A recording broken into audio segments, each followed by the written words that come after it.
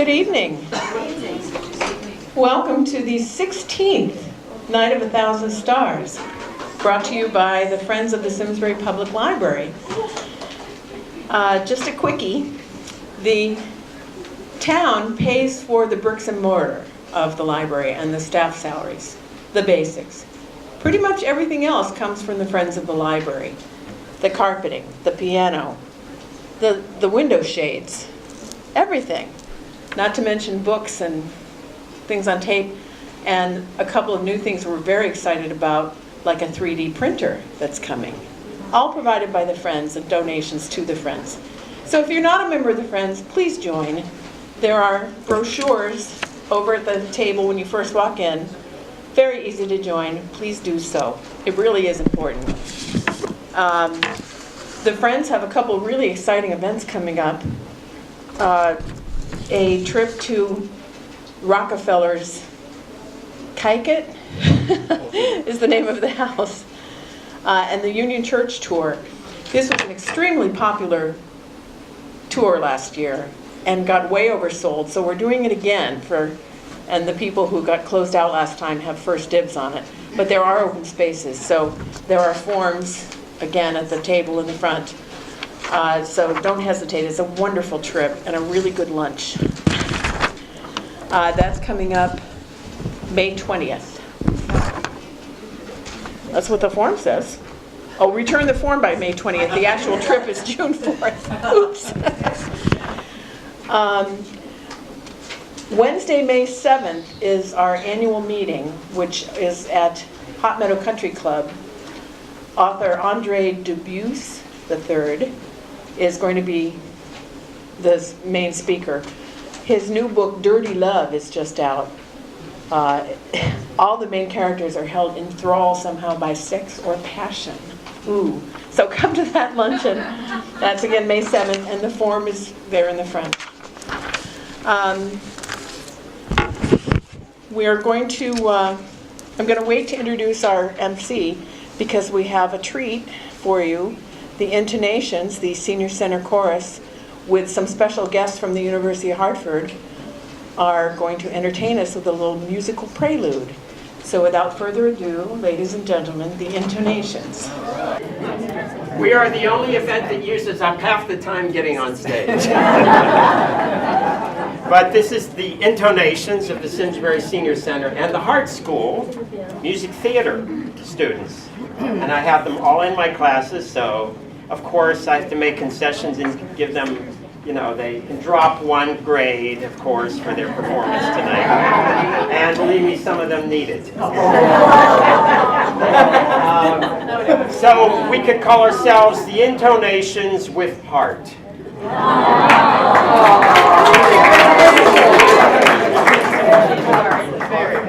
Now we're doing 3 selections that will go by actually pretty quickly. We'll bundle them together. And actually they have nothing to do with each other. We just like these songs. And the first song is, I have a little bit of a, this is a night of poetry also, so I have to get this in. I have a little bit of a riddle for you. It don't have a job, it don't pay your bills, won't buy you a home in Beverly Hills. Won't fix up your life in five easy steps, ain't the law of the land or the government, but it's all you need. Love. Love.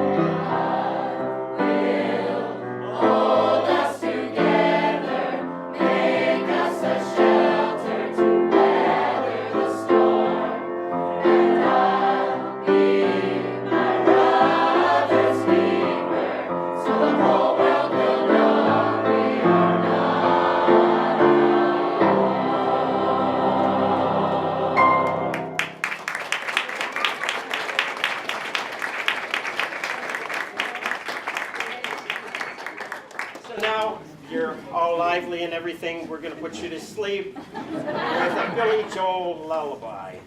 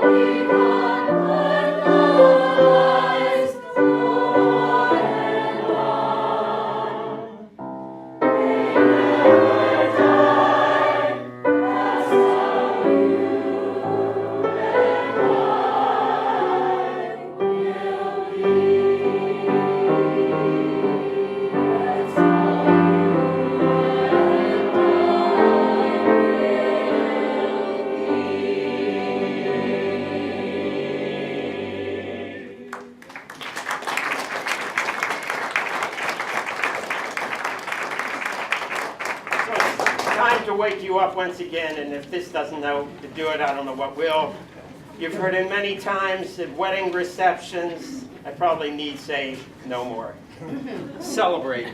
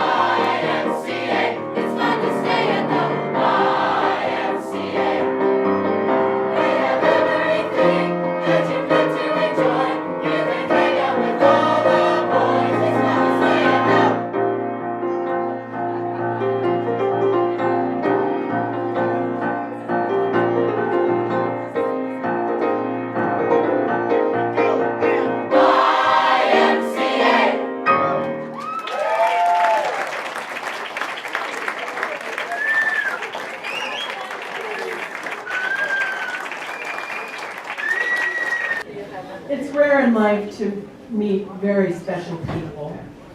We had one in the Friends for years and in our town who was beyond special. She was our MC last year and would have been this year, but unfortunately we've lost her. I'm talking about Eunice Kelly, who really was a star. We miss her very much, and we'd like to dedicate this evening to her.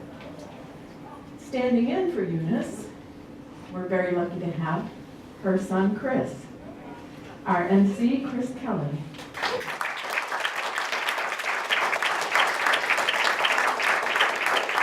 Nancy, thank you very much appreciate that introduction. The intonations were great. I was really worried when they started to sing the wedding song that it was going to be the hokey pokey. So, let me ask you, how many of you remember Warren Boyle as the MC of this event? Absolutely. As you know, Warren Boyle, the beloved owner of Fitzgerald's for so many years, but if you remember him as a host, he had tremendous warmth. But what I found charming is he loved to tell his humorous stories in between the presentations. So in recognition of Warren as one of the two people who preceded me, I thought it would be appropriate to start with a quote from a writer that he would appreciate, Mark Twain, who once said, "In a good bookstore, you feel in some mysterious way that what you are absorbing is the wisdom contained in all the books through your skin without opening a single book." And that's really what we're here to celebrate tonight.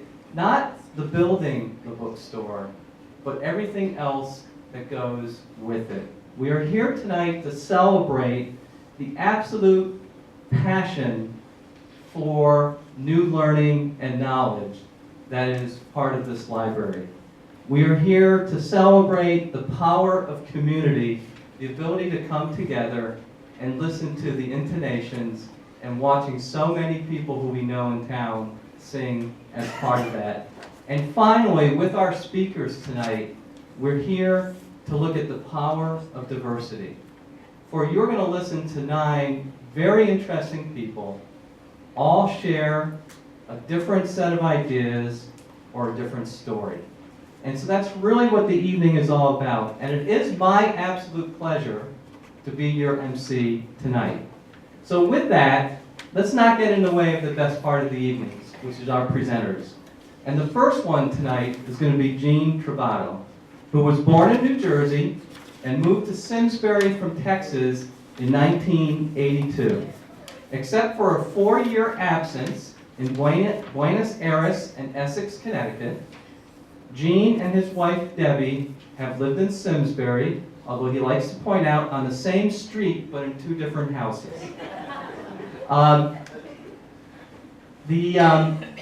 Gene and Debbie have 3 children, Chris, Carrie, and Tom, but they seem to want to point out even more that they also are grandparents of several quote-unquote delightful grandchildren. I would point out, they didn't say delightful children, they said delightful grandchildren. Gene and Debbie are avid spectators, concert goers, and obviously delightful babysitters. And Gene's financial career began at Haskins and Sells in New York City, and he is currently with ING as a Master Black Belt in the Six Sigma program. Gene, it's a pleasure to have you. Please come up and tell us your story. Give a round of applause to Gene.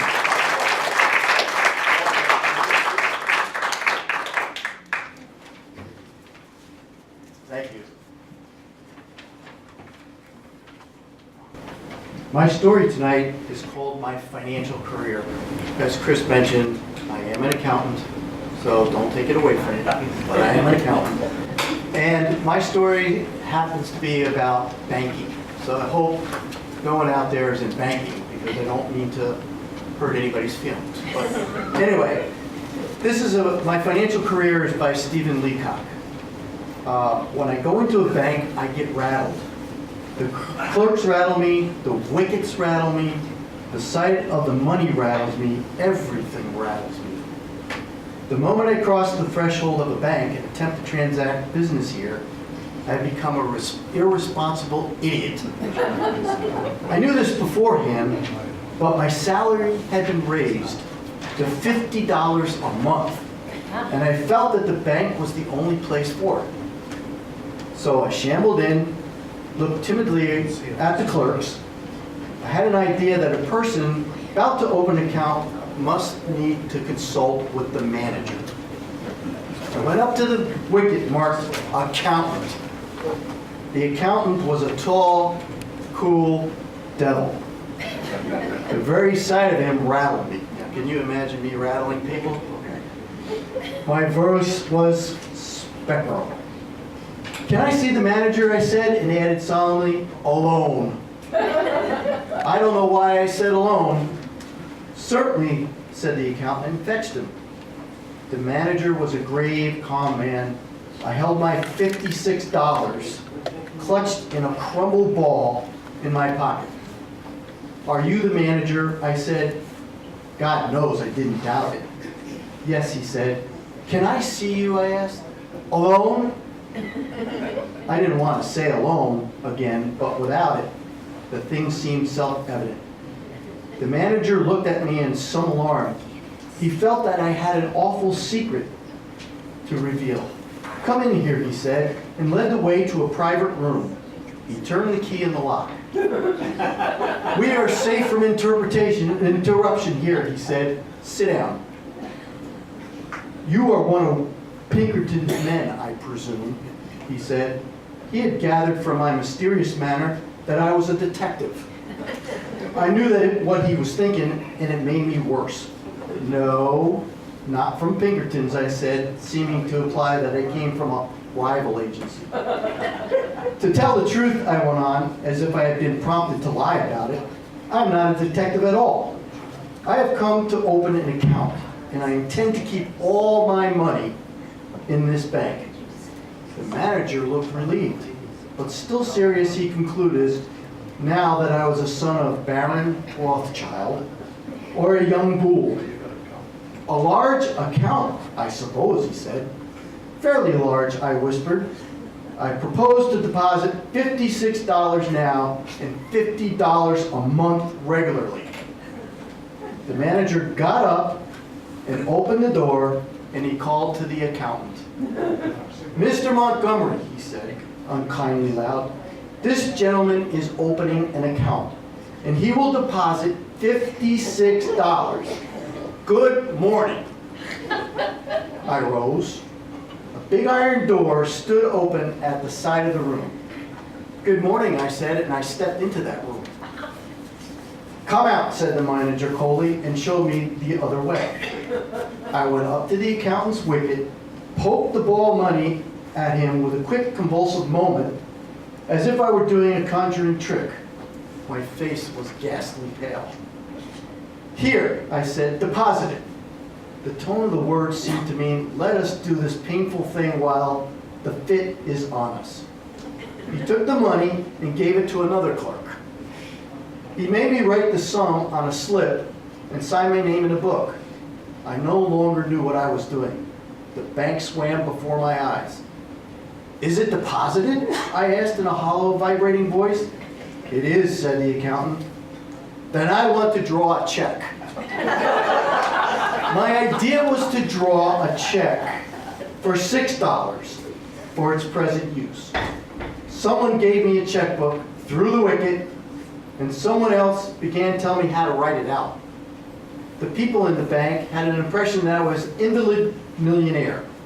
I wrote something on the check and thrust it into the clerk. He looked at it. "What?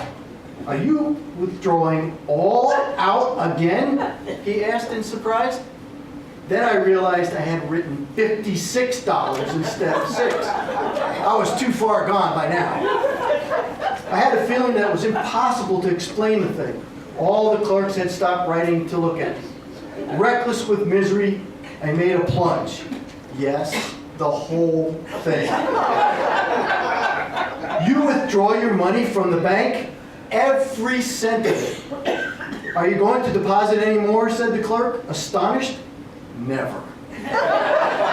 An idiot hope struck me that they might think something I had insulted them while I was writing the check, and that I had changed my mind. I made a wretched attempt to look at a man with a fearfully quick temper. The clerk prepared to pay the money. "How will you have it?" he said. "What? How will you have it?" "Oh," I caught this meaning and answered without even trying to think, "In 50s. He gave me a $50 bill.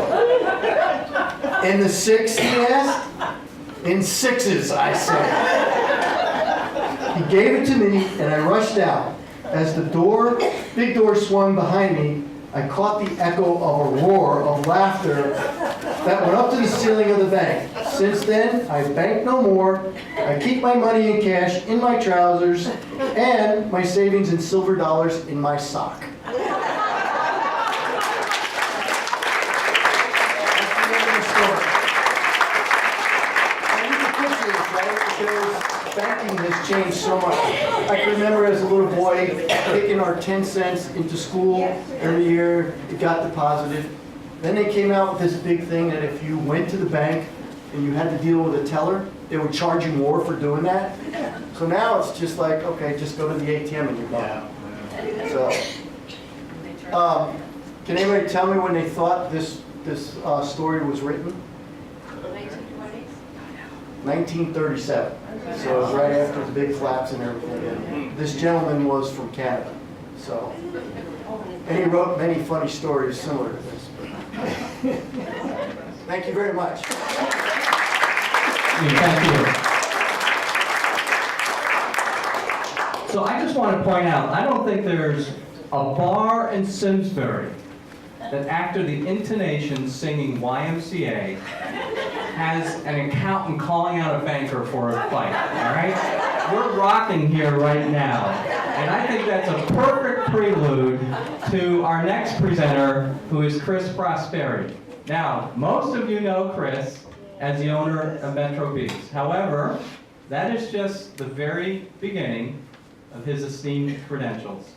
He is a Hartford Current recipe columnist, an international cooking teacher from Mexico to Italy, a weekly chef on NBC 30, television host of New England Cuisine, and weekly co-host of the Faith Middleton show, The Food Smooze, on WNPR. Doesn't stop there. The New York Times declares Prosperi is a technical master. This is the New York Times.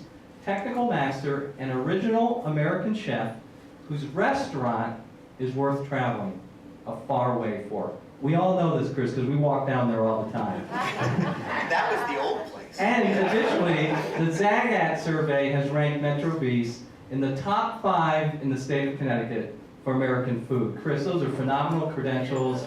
Thank you for being here. Come up and tell us your story.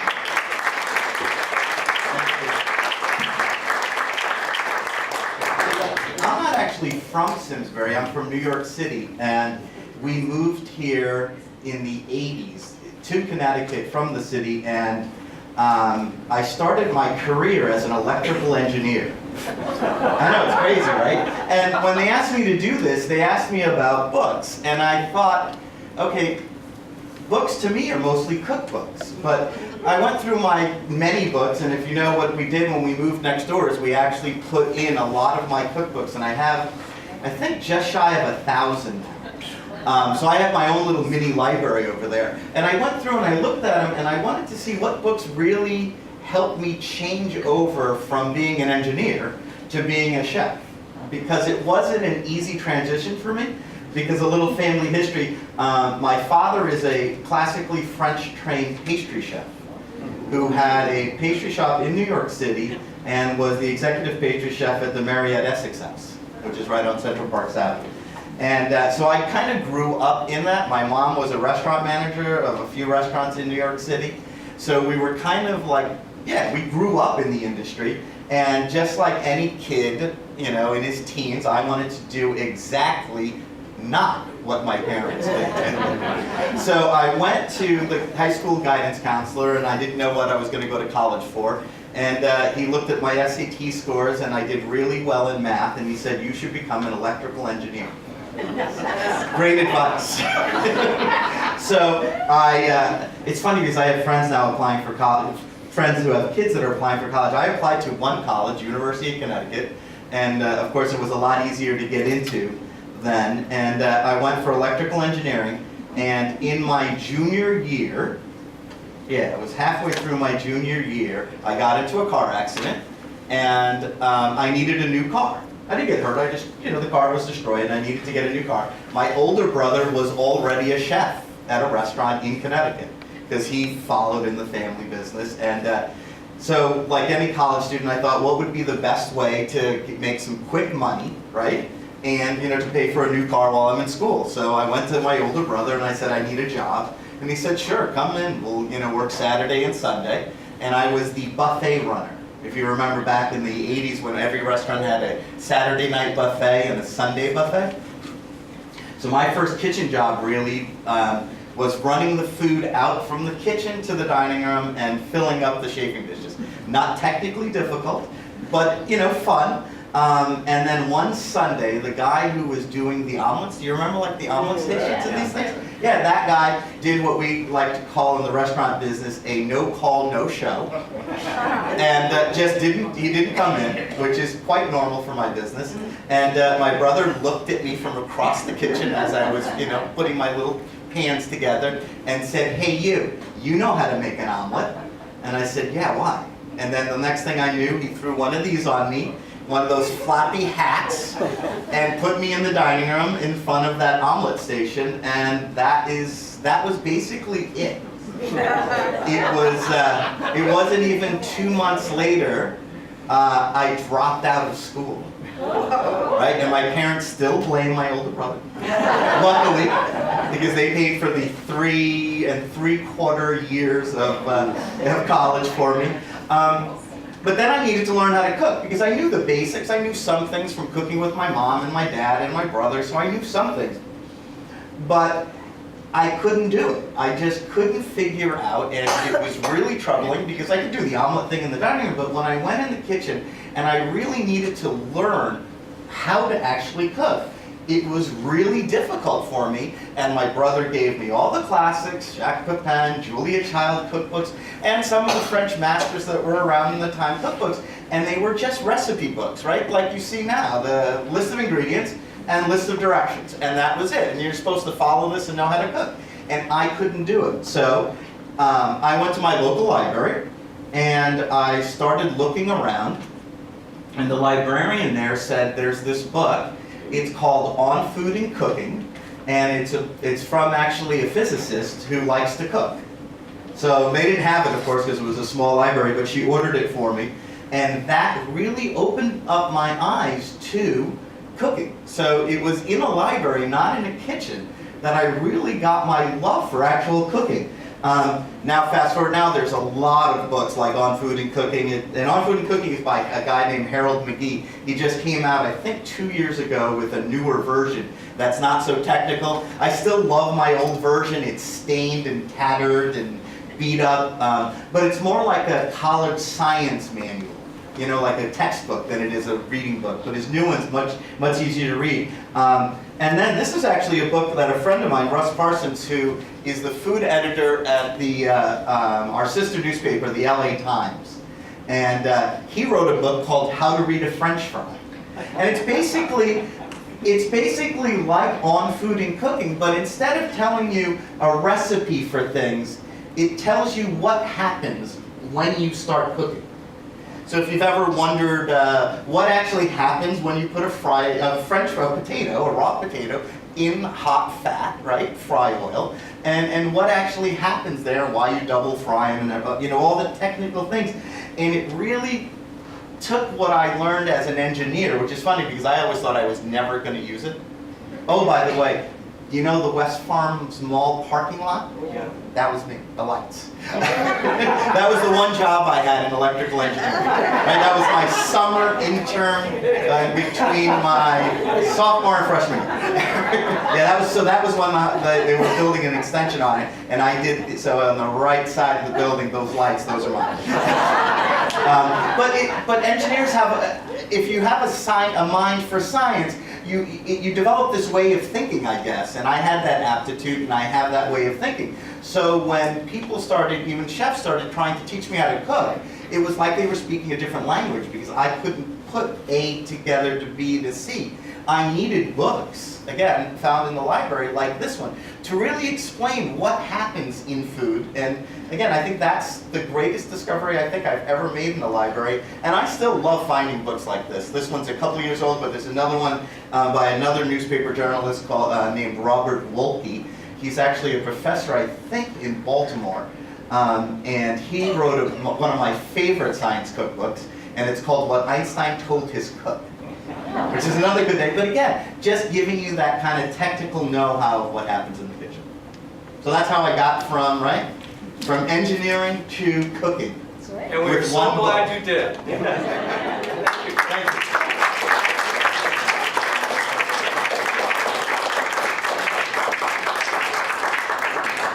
Chris, that's a fascinating story, and it certainly reinforces the whole theme of the value of a library to learning. And with that, I want to introduce our next reader, who is Barbara Butterworth, who was born and grew up in Cincinnati, Ohio. She has lived in Avon with her husband, her son, and a foxhound for the past 7 years. Prior to that, her family lived in Florida for 17 years. She has a degree in elementary education from Indiana University. She taught in Cincinnati and then Madrid, Spain. And also homeschooled with her son Alex, who is now a sophomore, ironically at the Hart School at the University of Hartford. She also enjoys outdoors activities including paddle tennis, hiking, biking, and gardening. She also enjoys reading and painting. Is a member of the Avon Arts Association. She volunteers with Meals on Wheels, volunteers with her church, and it is on the Friends of the Simsbury Library Board. We have a lot of roots very close right here to the library. Barbara, welcome, and come up here and tell us your story, please.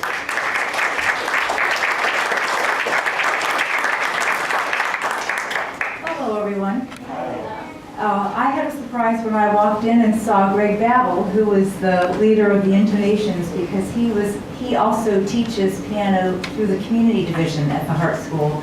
And when we moved here, I was looking for the next step for my son, who had been taking piano lessons since he was in kindergarten. And we found this wonderful community division, and Greg was a phenomenal teacher for him. He opened the doors of improvisation and jazz for a student who had been pretty much classically trained.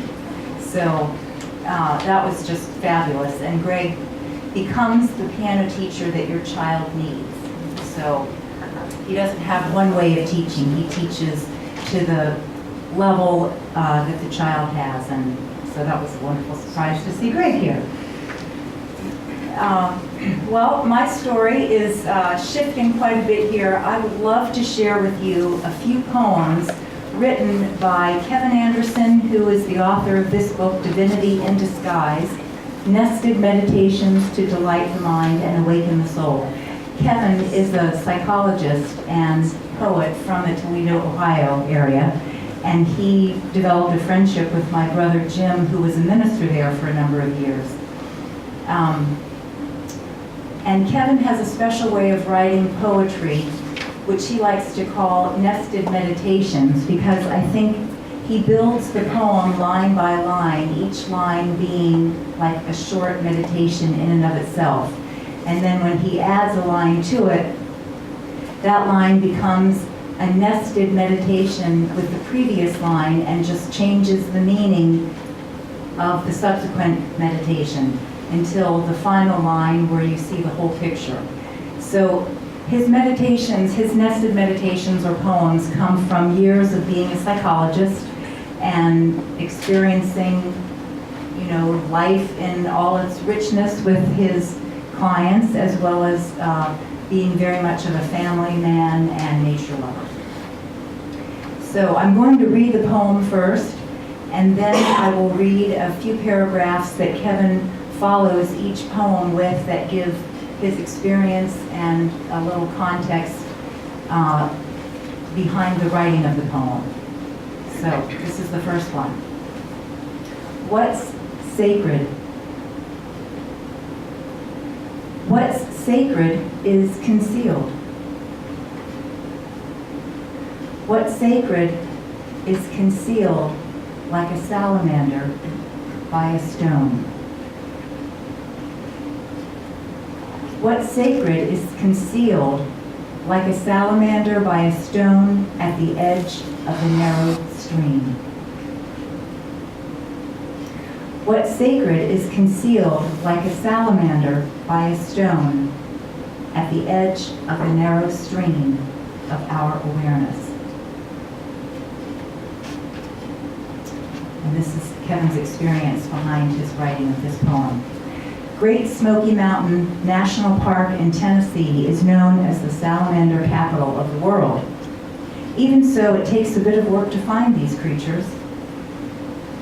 When my family camped along the little river in the Smoky Mountains, our then 5-year-old daughter, Elizabeth, spent hours looking for them. "I found another one," she screamed, each time with great joy that she made a new discovery. I didn't find a single salamander during the whole 2-week trip. That's because I didn't have the patience to go along the edge of the stream, turning over rocks the way Lizzie did. She knew that if she kept turning over rocks, she'd eventually be rewarded with the thrill of finding a new orange or black or spotted salamander. The sacred is everywhere in full view. When we cannot see it or feel it, it is we who have concealed it from ourselves. Preoccupations narrow our awareness and push the sacred to the edge of the stream of our consciousness.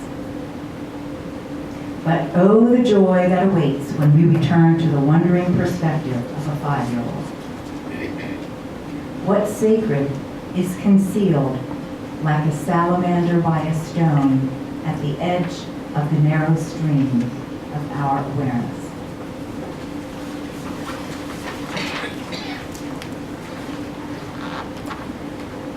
One more. Find still water. Find still water in any storm by going deep. Find still water in any storm by going deep beneath the surface tumult. Find still water by going deep beneath the surface tumult. The sacred self dances like seaweed. A friend, John Florian, has a knack for posing interesting questions. There we were driving along in the foothills of the Appalachian Mountains in eastern Kentucky. It was our yearly retreat on which we spend 3 days together talking about life, fatherhood, women, and work in between golf and tennis matches and plenty of guitar playing. Out of the blue, he asks me, "Kevin, if you were a member of a Native American tribe and the chief were to give you a name to express your essence, your primary gift to the tribal community, what would it be?" Within 30 seconds, I came up with a name, but it was for him. "You I will call Morning Sky," I announced. He liked the name, and it has stuck. It took only a minute longer for us to come up with a name for me. Morning Sky and I email each other almost daily. He addresses his letters to Still Waters, a name which captures both who I am and the sacred self for whom I search when I feel more like whitewater. Find still water in any storm by going deep. Beneath the surface tumult, the sacred self dances like seaweed. Thank you very much.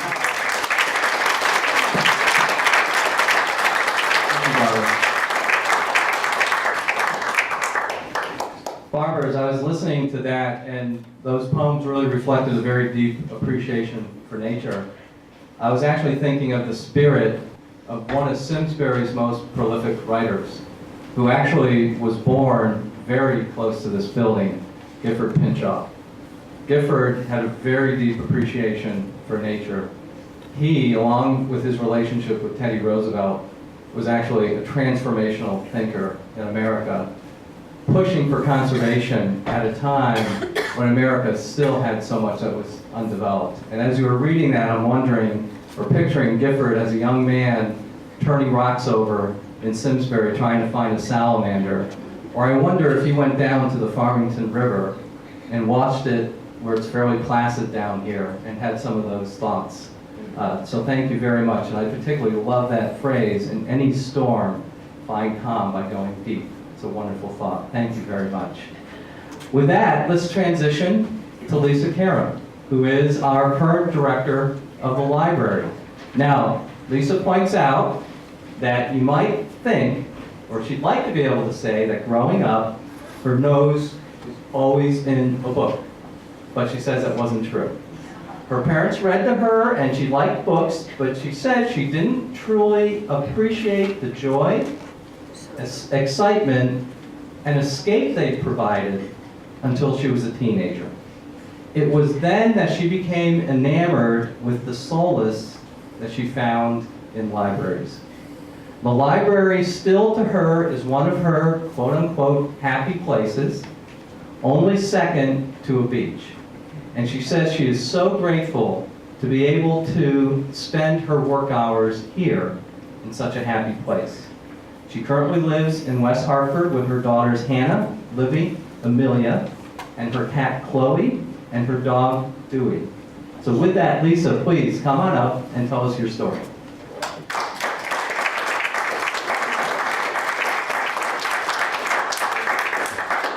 Thank you, Chris. I actually thought you were segueing to Lisa Havner, who was reading from Teddy Roosevelt, but that's okay. One Lisa as good as the next.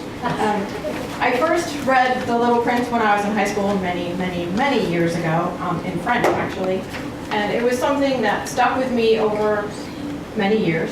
But as with most things in life, as you experience things and you become wiser and older, things have different meanings. So when I went back to reread it, one of the things that really stuck out with me the most this time was one of the things that the book teaches you about and reminds you of, the very importance of cultivating and nurturing relationships with other people, and that the time and the energy that you spend in doing that actually comes back to you tenfold.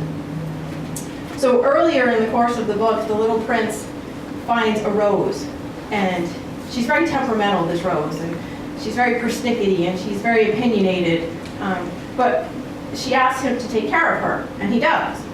And he's having trouble with this rose, and it's very upsetting to him, and this is where we find him.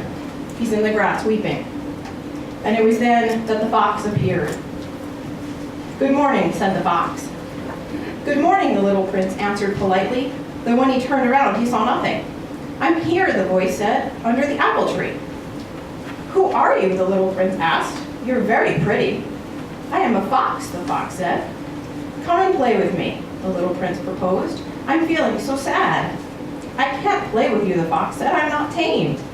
"Ah, excuse me," said the little prince, but upon reflection he added, "What does tamed mean?" "You're not from around here," the fox said. "What are you looking for?"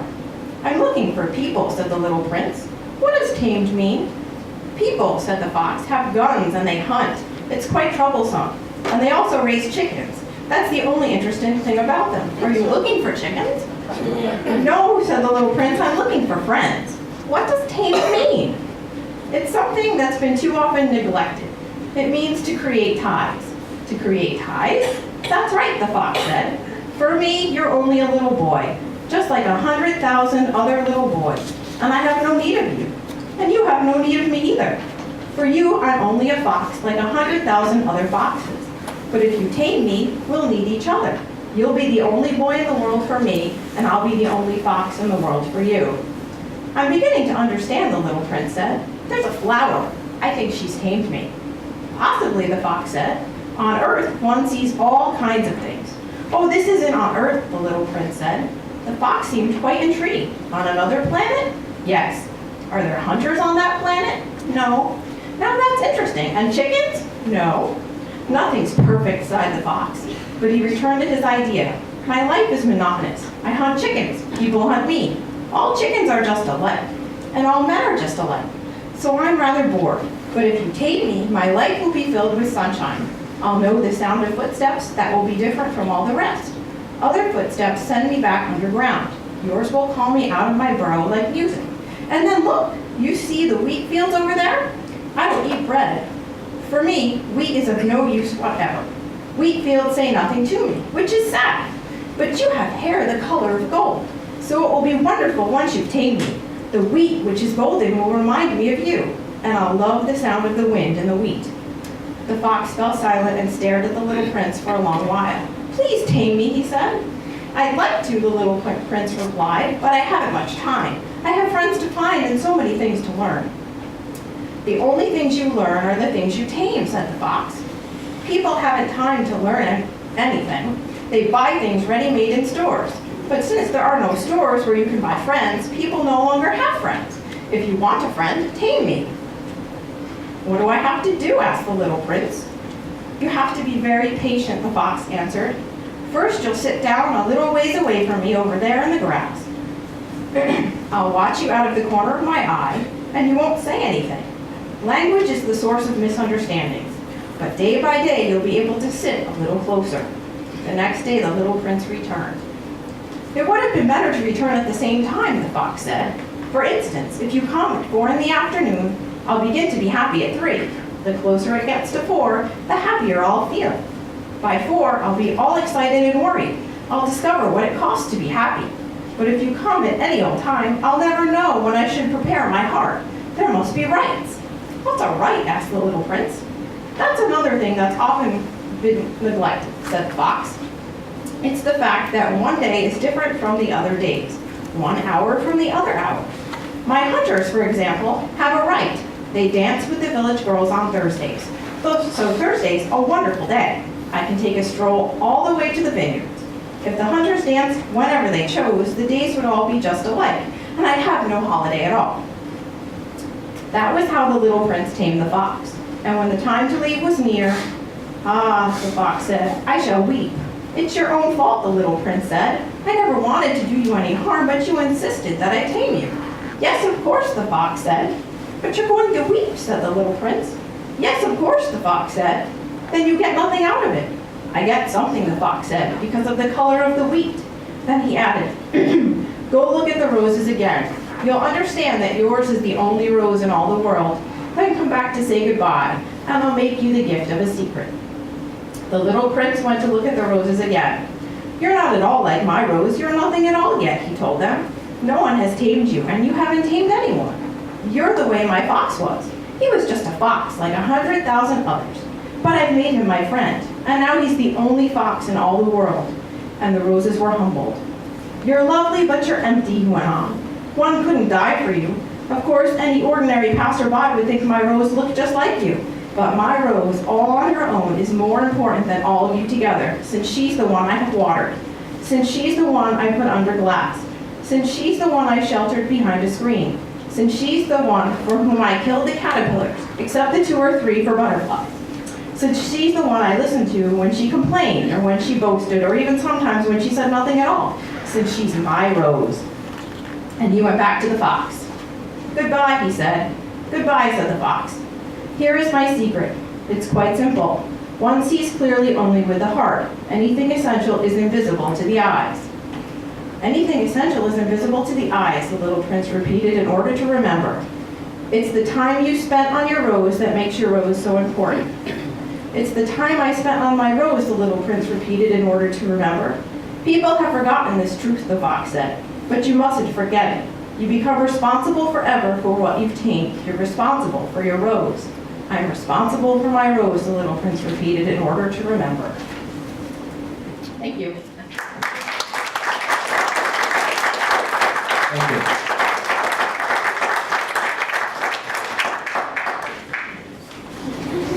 Our next reader Lisa Hebner, is currently serving her 5th year on the Simsbury Board of Selectmen and serves as, first of all, chairman of the Personnel Subcommittee, the Public Safety Committee, co-chair of the Community for Care Committee, member of the Pension and Retirement Committee, and serves as liaison to the Library, the Board of Education, and the Technology Committee. Lisa lives in Weetag with her husband, Jim. They have 2 sons in college, Rob and Mike, and she enjoys reading biographies and mysteries. And with that, Lisa, I ask you up to tell us your story.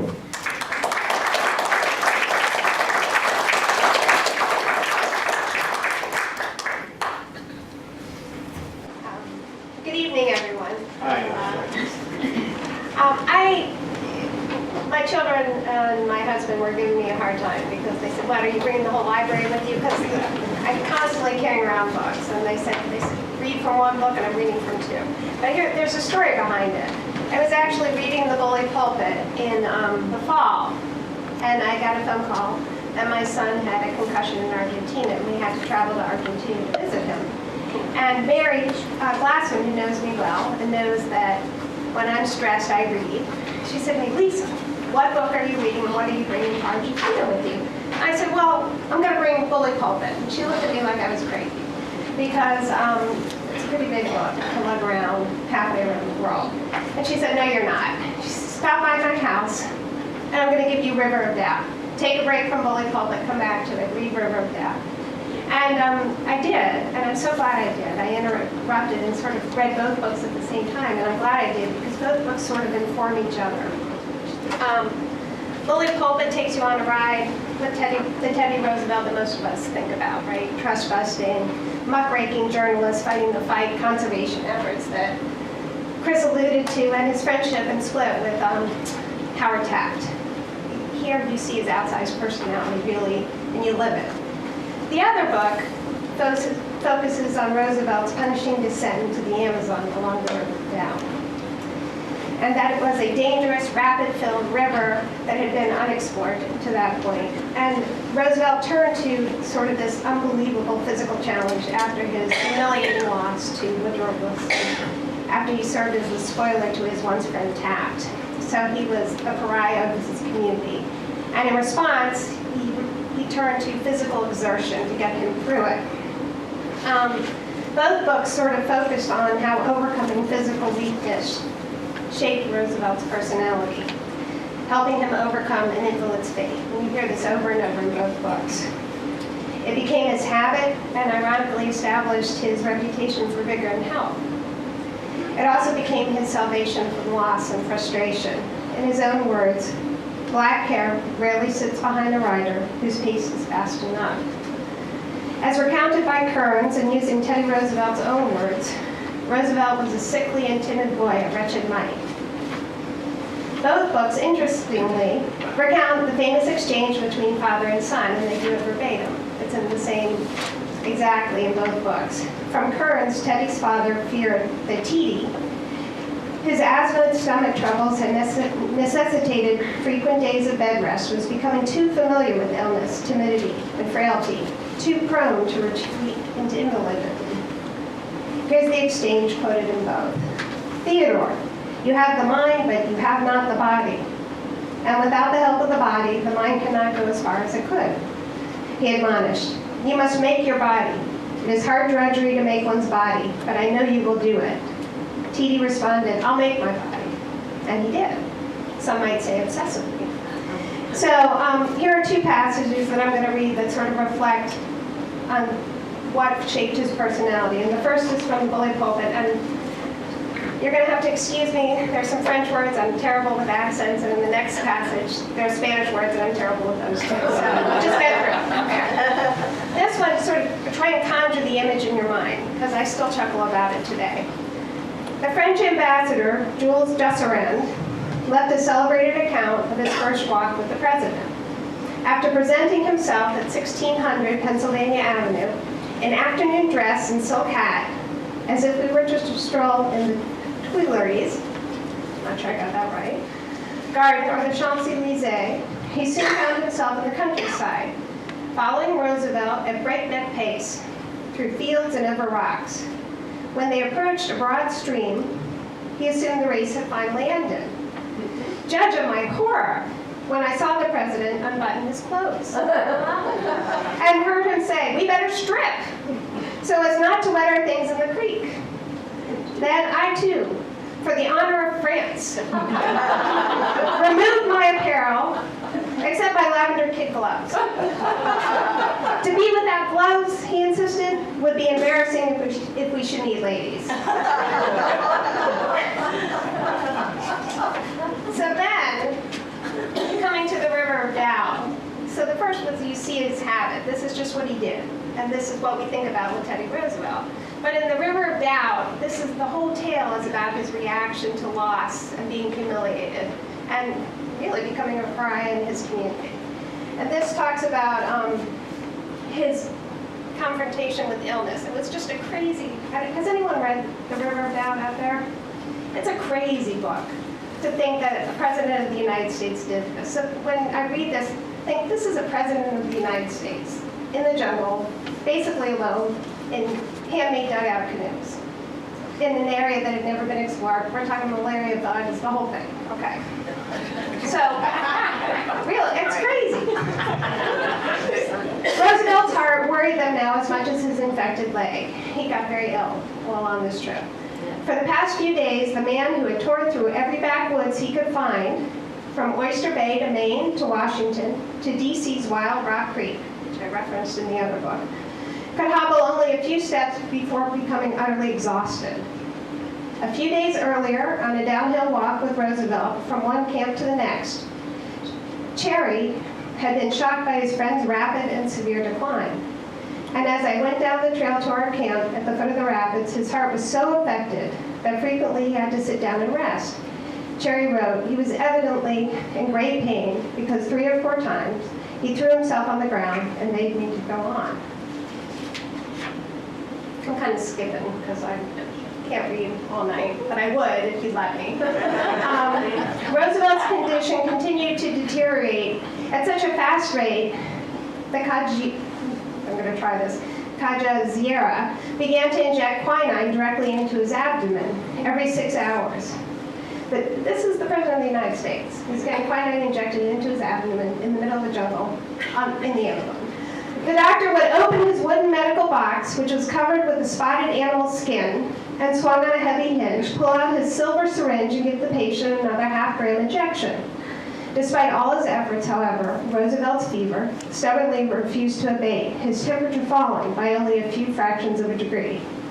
That night, while the camaradas lay wound up in their cocoon-like hammocks, under dripping palm leaves and a black sky, the officers took turns watching over Roosevelt in their tiny, thin-walled tent. As his temperature once again began to rise sharply, Roosevelt fell into a trance-like state and began to recite over and over the opening lines to Samuel Taylor Coleridge's rhythmic poem, Kubla Khan. In Xanadu did Kubla Khan a stately pleasure dome decree. In Xanadu did Kubla Khan a stately pleasure dome decree. In Xanadu, well, it wasn't until the sun began to wash over the treetops, turning them from black to gold to green, that Roosevelt's fever finally broke. The man's relief was heavy and universal, but not complete. Roosevelt had come so close to death that night that no one was willing to take any chances with his health. This is the person we think of as health and vigor, right? Who overcame his inclination to be an invalid in his childhood. Rondon immediately ordered camaradas to prepare yet another new campsite. They had run into more rapids at the end of the previous day and would probably spend most of the day trying to get around them. But Rondon pronounced last night's camp too wet and muddy for Roosevelt and insisted that they move. As it turned out, the best spot they found for a new campsite required a walk of half a mile. Although he was much improved from the night before, Roosevelt was still weak, and his fever hovered around 101 degrees. Kajazira planned to have some of the camaradas carry him to the next camp on his cot. But Roosevelt refused to be crated through the forest like a king or an invalid. As soon as Colonel Roosevelt learned of our decision, he opposed it strongly, finally stating that he did not want to become a heavy burden on the expedition. Cajazillera wrote, he helped along on quivering legs. Roosevelt slowly made his way to the next camp. Kermit, his son, Cherry Cajazillera, and Rondon at his side with his cot and collapsible chair. From time to time, when he became very tired, he would rest either on his bed or his chair, Cajazillera would recall. And so, he bravely made his journey.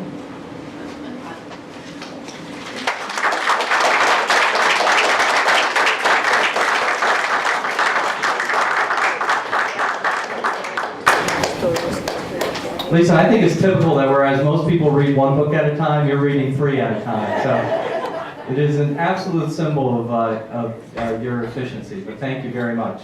It actually really is interesting. How many of you actually, from time to time, read more than one book that you actually might think aren't connected? And as Lisa said, you're surprised at the degree to which one actually feeds the other. To me, it's a fascinating realization. Our next presenter is Betty Lakota. And Betty sums up her childhood and career in one word: Simsbury. Now, she indicates that she moved to Terriffill at the age of 4, all the way from East Granby. And then graduated from Simsbury High School, went off to UConn to major in education, and with her master's degree in hand, returned to Simsbury and was fortunate enough to be hired at Squadron Line School, where she has worked for the past 40 years. Now this year, and I'm going to point out how significant a recognition this is, Betty was honored to represent the teachers of Simsbury as the 2013-14 Teacher of the Year. I'm going to say 2 things about this. One, as a member of the Board of Education, I'm aware of just how stringent the qualifications are to be considered for this, and how honored it is to receive this designation, in essence, from your professional peers. But secondly, I actually was in the audience when Betty received this award and then made her statements, and it was one of the most powerful statements of wanting to educate people that I've ever heard. So Betty, with that, we're glad you're here. Please come up and tell us your story.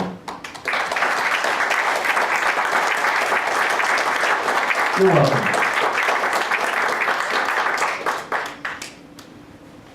Thank you.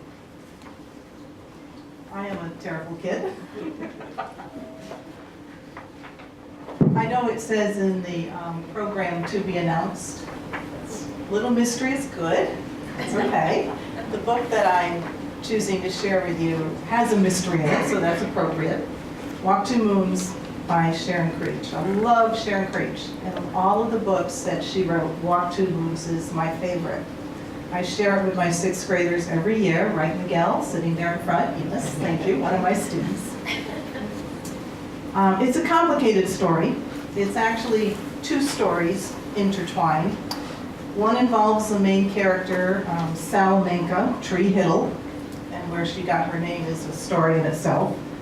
And her move with her father from Kentucky to Ohio, where she meets the mysterious Mrs. Cadaver and a very imaginative classmate, Phoebe Winterbottom, who has her own story to tell. And Miguel, you just finished reading this book last week, right?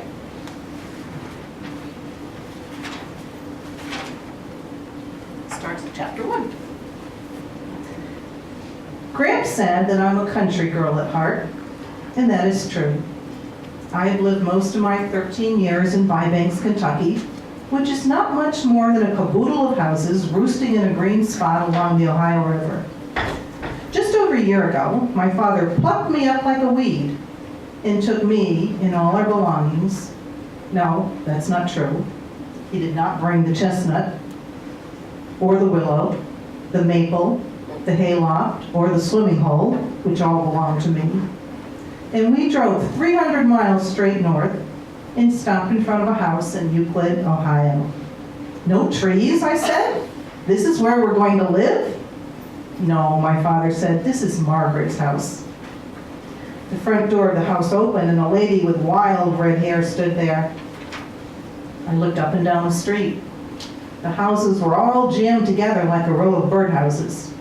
In front of each house was a tiny square of grass. In front of that was a thin gray sidewalk running alongside a gray road. "Where's the barn?" I asked. "The river, the swimming hole."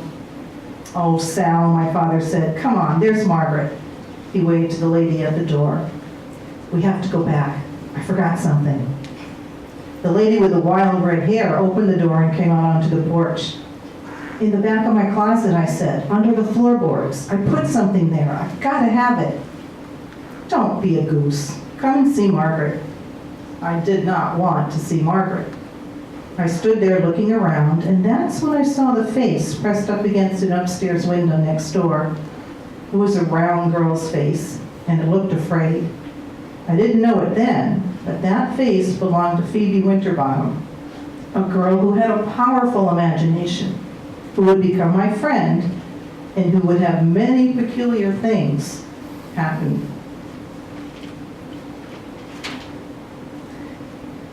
It was after all the adventures of Phoebe that my grandparents came up with a plan to drive from Kentucky to Ohio, where they would pick me up, and then the three of us would drive 2,000 miles west to Lewiston, Idaho. This is how I came to be locked in a car with them for nearly a week.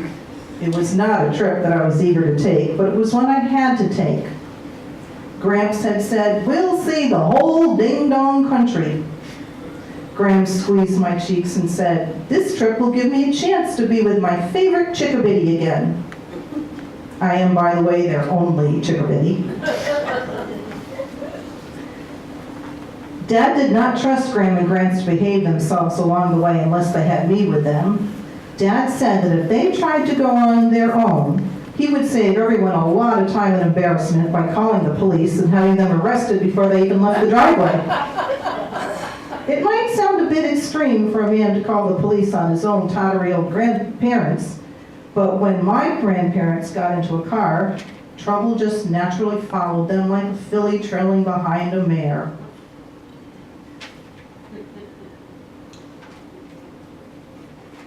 Skipping a few pages. My grandparents can get into trouble as easily as a fly can land on a watermelon.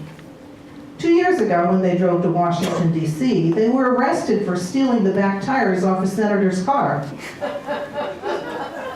"We had 2 flat, sprunkled tires," my grandfather explained. "We were only borrowing the senator's tires. We were going to return them." In Bybanks, Kentucky, you could do this. You could borrow someone's back tires and return them later, but you could not do this in Washington, D.C. And you could especially not do this to a senator's car. So here we were, just a few hours into our trip out to Lewiston, Idaho, and we were safely stopped in a rest area. Then Gramps noticed a woman leaning over the fender of her car. The woman was peering at her engine and dabbing a white handkerchief at various greasy items inside. "Excuse me," Gramps said gallantly. "I believe I see a damsel in distress." And off he marched to her rescue. The woman's white handkerchief, now spotted with black grease, dangled from her fingertips as she smiled down at the back of Gramps, who had taken her place, leaning over the engine. "Might be the carburetor," he said. "Or maybe not." He tapped a few hoses. "Might be these snakes," he said. "Oh my," the woman said, "snakes in my engine?" Gramps waggled a hose. "This here is what I call a snake," he said. "Oh, I see," the woman said. "And you think those snakes might be the problem?" "Maybe so." Gramps pulled on one and it came loose. "See there?" he said. "It's off." "Well, yes, but..." "Snakes," Grandpa said, pulling out another one. It came loose. "Looky here, another one." The woman smiled a thin, little worried smile. But 2 hours later, not a single snake still attached to anything to which it was supposed to be attached. The carburetor lay dismantled on the ground. Various other pieces of the woman's engine were scattered here and there. The woman called a mechanic, and once Grants was satisfied that the mechanic was an honest man who might actually be able to repair her car, we started on our trip again. And the story continues, of course, with their trip and all of the characters that they meet along the way. Graham and Gramps, very dear to my heart. They have this crazy charm and crazy innocence that keep my students cheering for them in 1 minute, laughing at them the next, and crying with them in the end. This is a book that I actually have students plead with me to assign homework chapters so they can continue reading the book. But I have to hold them back because we like to read it together. So if you have time, Walk Two Moons. Walk Two Moons by Sharon Creech.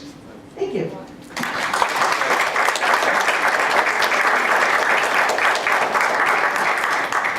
You know, Betty, with a grandfather that is that mechanical, I can understand why when your family left East Granby, they only made it to Terrafil. So, after Betty, we have Julie Gray McKay as a presenter. And she has been a Simsbury resident for 25 years and is another individual who has been actively involved in the Simsbury Library for most of that time. Most recently, holding the position of the president of the Friends of the Simsbury Public Library. After retiring briefly from her position as counsel at the Hartford law firm of Murtha Colonna, Julie recently entered the working world again as general counsel for Health Tracks Fitness and Wellness companies. She shows her continued love for Simsbury through a number of local volunteer activities and looks forward to many more years with her family, her husband Duncan, her children Sam, Tess, and Luke. Julie, thank you. Come up and tell us your story.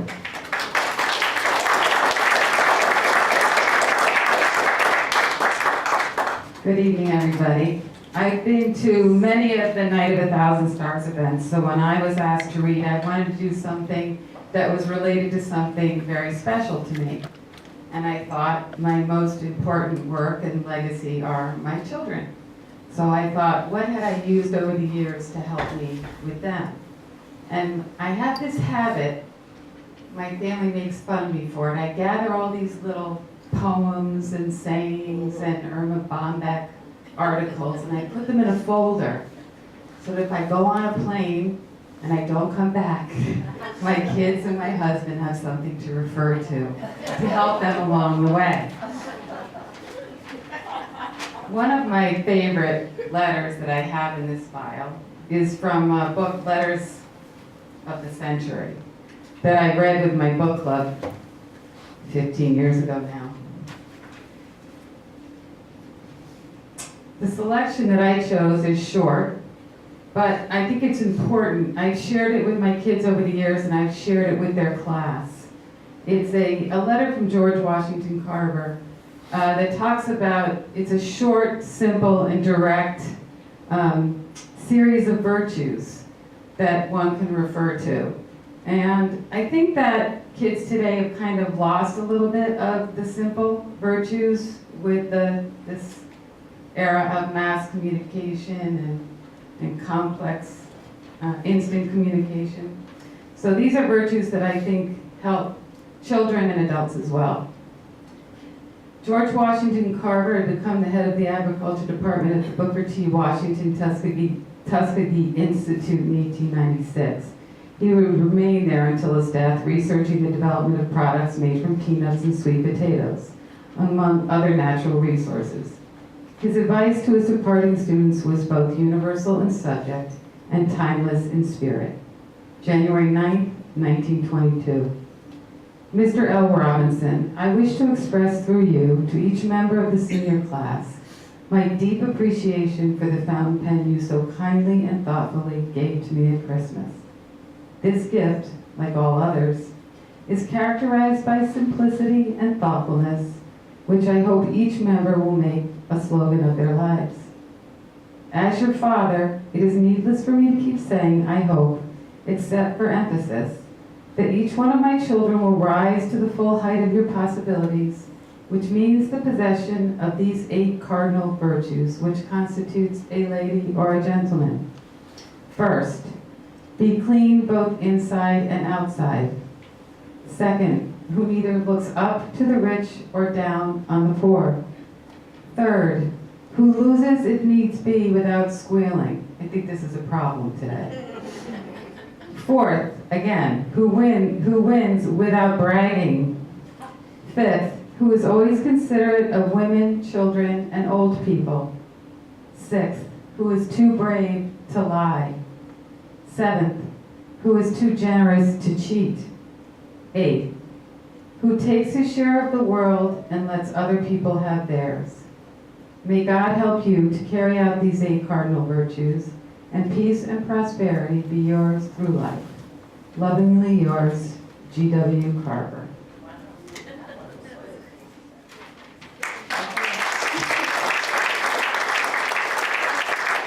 Julie, that was wonderful. Thank you very much. Next up, our reader is Kevin Rash, who is Vice President and Assistant General Counsel with MassMutual Financial Group. In this capacity, Kevin is responsible for leading a team that handles all aspects of the group's regulatory affairs. Prior to joining MassMutual, Kevin worked in state government in Connecticut and practiced law at Robinson and Cole in Hartford. Kevin resides in Simsbury with his wife Pamela and daughter Cassandra. An avid outdoorsman, Kevin can typically be found skiing, sailing, biking, and I love this last phrase, or climbing wherever there are mountains or remote wild landscapes. Kevin, thank you very much for participating tonight. Come up and tell us your story. So I'm going to read from the Snow Leopard by Peter Matthews. For those who are not aware of it, it is a 2-time National Book Award winner. It won in 2 different categories. And Mathewson, who died earlier this year, actually won the National Book Award 3 times himself as an author. Yale educated, he was quite a character. Writer, journalist, environmentalist, and even in the early 50s, he was a CIA agent in Paris and established the Paris Review, a noted literary review journal, along with George Plimpton. I chose this book for a couple of reasons. One, Matheson died earlier this month, and I would encourage any of you who have not read the obituary in the New York Times to do so. It's quite a good piece in and of itself. The second reason is the story is Mathewson's 3-month trek through the Himalayas. And he and a naturalist, George Shaler, are searching for the elusive snow leopard and studying blue Himalayan sheep. And at the time, Mathewson is taking up Zen Buddhism. And the story is really his kind of evolution through the mountains in the Himalayas, and his recovery from his wife's illness and his growth into Buddhism. I'll tell you, I also chose this because I read this book, and I was on a 3-week trek through the Himalayas, and it's very much the same places in Nepal that he writes about. So I thought after a long, long winter, I would read from it. The portion I'm going to read from is actually a discussion that he recounts between himself and several Sherpas one night around a campfire, and they discuss the Yeti. I'm going to struggle with some of the Sanskrit and Nepalese, so I'm going to take a little literary license. Thank you, and I'm going to do my best with some of the words. Over supper, we discussed the Yeti. Still under the sway of the sophisticated Jungbu, Dawa giggles in embarrassment at talk of the Yeti, and the older Sherpa shifts upon his heels to look at it. Tungten says quietly, "I have heard the Yeti," and cries out suddenly, "Kakakaki!" a wild, laughing yelp, quite unlike anything I had ever heard, which echoes eerily off the walls of the cold canyon. Stirring the embers, Tuckton is silent for a while. Dower stares at him, more startled than myself. According to Tuckton, the Yeti is an animal, but more man creature than monkey creature. He's never seen one, but he intends to turn quickly when he does, and pretend he hasn't. The Yeti never attacks men, but to see one is bad luck. Yetis were once common in the Kuba region, but in the time of his grandfather, the people set out poisoned barley to keep Yetis from raiding their crops, and killed them off. There were dead Yetis everywhere, said Tuckton's grandfather. Looking up, he gazes at me peacefully over the flame. Then he says something very strange.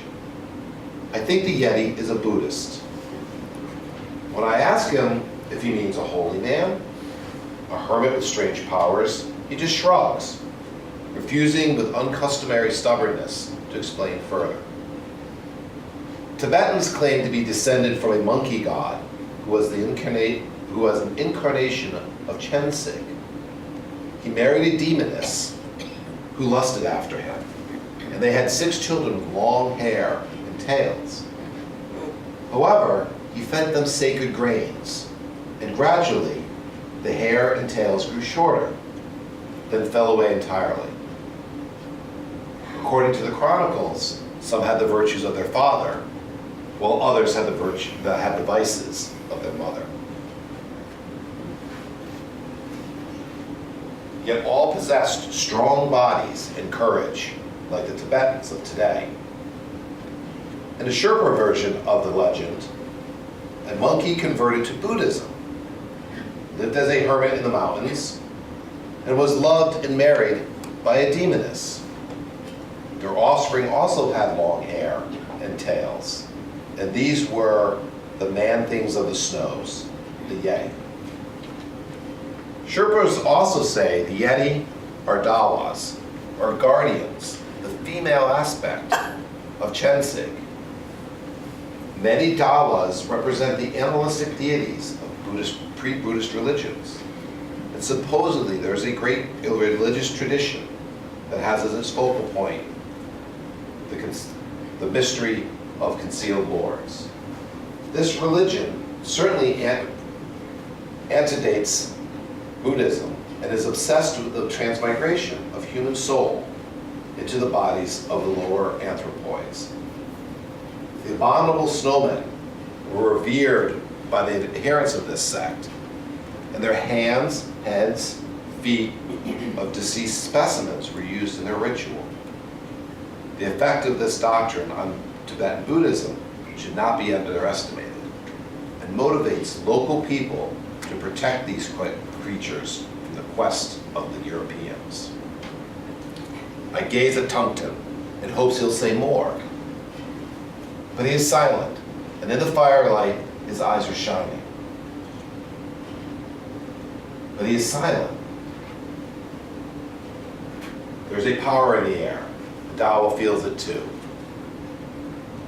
I exchange an uneasy glance. A sorcerer sits on the far side of the night fire in the gorge. When I ask him to make the Yeti cry again, he does so, holding my eyes with his, and not quite smiling.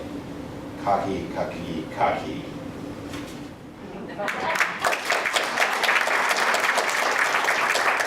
Thank you very much.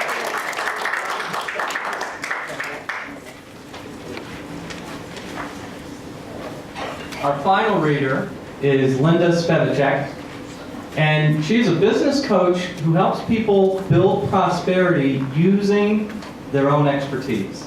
And she's a speaker on topics such as become the CEO of your life, get your spark, and life balance for the real world. She's also one of 8 Farmington Valley authors of Just Ordinary Moms, True Stories by Moms for Moms. And reviewers had said, real, raw, poignant, heartfelt, and timeless. And best yet, they said, these moms nailed it. So, Linda, thank you for participating tonight. Come up and tell us your story, please.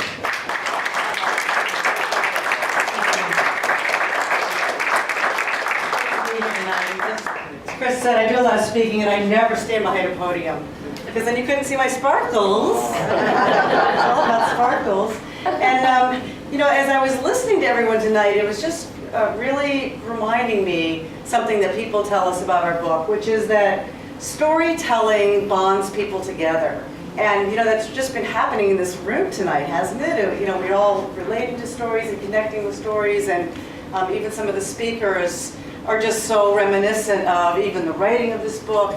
Julie, when you were talking about, you know, she's a very successful businesswoman like Julie, who says the most important thing she's ever done is raise her family. And I think that at least all of us professional women who were involved in this book, and virtually every professional woman I've ever talked to, that's what they say. The most important thing I've ever done is not running the company and creating millions or billions of dollars or anything else. It's raising my children. And so, you know, we feel that way. And then just the connectivity with the story that was just read, like the Yeti and the magical, and I mean, that's reminiscent of our epilogue, which I'll read you a piece of as well. So I just wanted to tell you a couple things that we did self-publish this book. We're eight professional women who started as a book club, turned into a writing circle, turned into just sort of a little project. Oh, let's write down our stories. We're always talking about our kids and not really the book at book club, so we'll write them down. And then we decided to self-publish. After going out to reading groups and presenting the stories, and readers were just telling us, hey, you know, this really creates a community, a sisterhood of motherhood, if you will. And you've got to publish this book. So we did.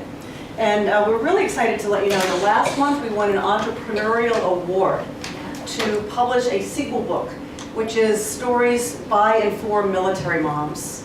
So we are in the process of collecting those stories, and we're also collecting stories from dads, siblings, kids, about your pets. We really see this as something, a way to create a lot of sequel books. We're looking for stories from the public. So if you have a story to tell, we want to hear from you. Also, our business model includes donating a portion of our proceeds to charities for women and children, and we intend to do that for military families as well, and all of the other sequel books that we may ever do. Mother's Day is coming up, so if you're interested in just ordinary moms, if you like what you hear, it makes a great gift. So I'm going to read to you 4 short excerpts, and if I have time to take an extra minute or two, I might actually read you the whole entire epilogue story.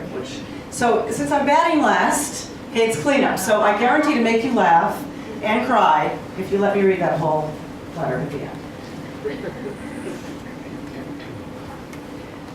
First excerpt from Labor Days, which is, of course, where all mothering begins. In the hospital, the contractions were coming fast. I was in so much pain, I looked over at my husband for support. Where did he go? I looked down. What the hell are you doing on the floor? Sir, have some juice, said the nurse. Hey, what about me? I'm the one who deserves the attention here. Later on, after our first son was delivered, the doctor turned to my husband to congratulate him. Would you like to cut the umbilical cord? No thanks, was his quick reply. Uh-oh, I thought. He's headed for the floor again.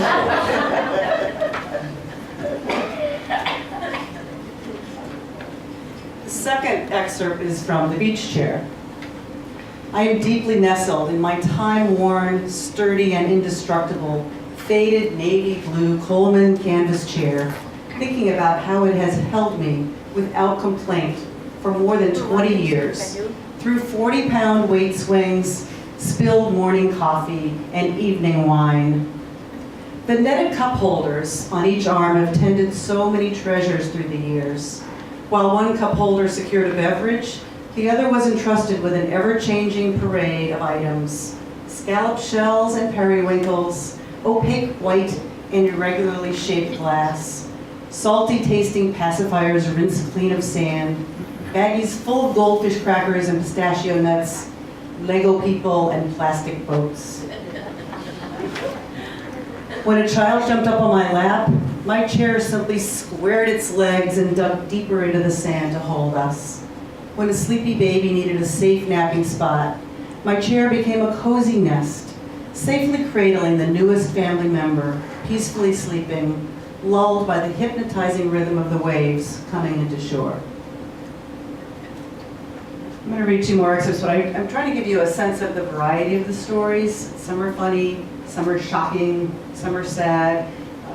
There's only 8 writers, there's 16 stories. We all publish them without our names on them and change the names of the people involved to protect the innocent or not so innocent kids and families. So you may find that there's a universal connection to at least one of the stories and probably several as you go through the book. The next one is an excerpt from Ordinary Day. As I'm beginning to make dinner, my mommy radar kicks in. Before, there were the normal sounds of laughter and thumping and crashes coming from the playroom. Now I hear nothing. Not a good sign when 2 little boys are playing. I run upstairs to investigate and see Corey standing over my closed suitcase. Where is Robert? I quaver, already knowing the answer. Corey points to the suitcase, which has a combination lock.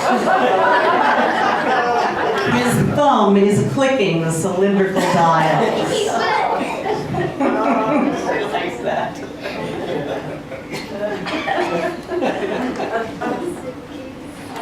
And lastly, I think I'll read you this whole story. It's not very long. This is a reminder.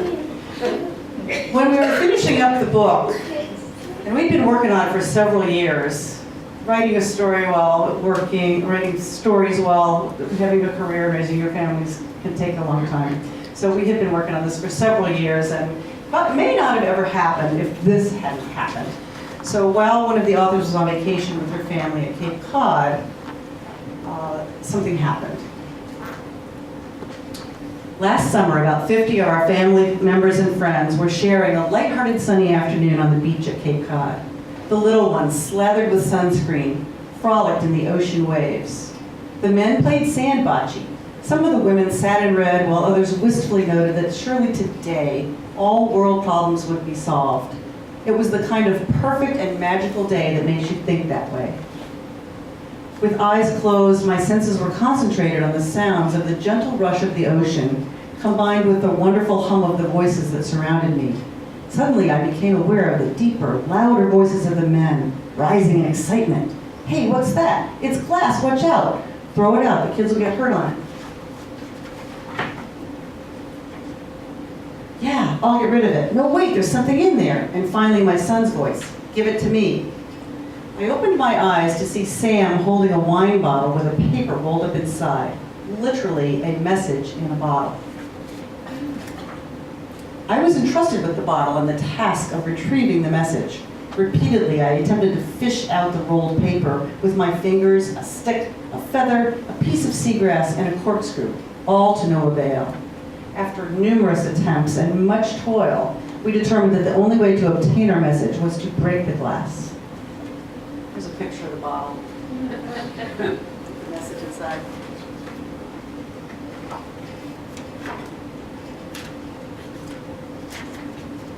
My husband carefully smashed the lower end of the bottle against the edge of a large metal barrel and handed me the rolled message inside, which was accompanied by a feather and a shell. I began to read. To the heart of my heart, my precious little girl. It is incredible to me still that you are not with us. I carry you in my heart. Every breath, every thought, you are close. You are a young lady now, 15 years old, and I see you all fresh and full of energy and life. I miss you so much. No one can know how much. It amazes me how one can get used to living with the shock of your loss. It is always with me, and all my happy moments are tinged with sadness and disbelief. I long for you. I want to touch your hair and hear you laugh. You are my little angel. I hope you are in a beautiful and peaceful place, and one day we will meet there, and I will know you in an instant. Until then, you are in my every thought. I love you, Mom. There's the note.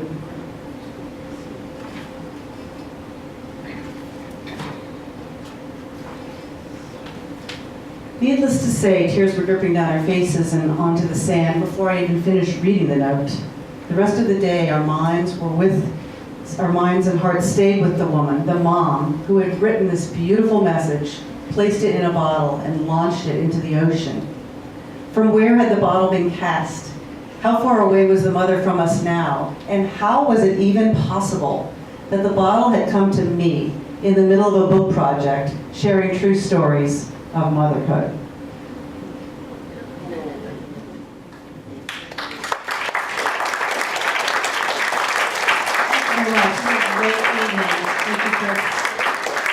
Thank you. That was beautiful. I know that for many of you, similar to me, what makes this evening very compelling is the intersection of people's biographies and how fascinating their lives are and what leads them to who they are, as well as the stories they tell and the reasons they tell that story. So I just want to finish one more round of applause for 9 really interesting and good people.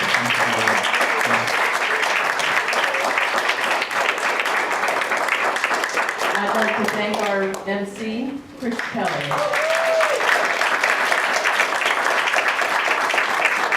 Thank you also to the Friends of the Library who made excellent treats for us. Please help yourself after this show. And join the friends, it's important.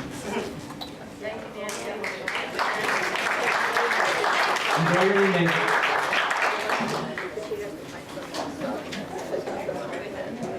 Funding for Simsbury Community Television is provided in part by contributions from viewers like you.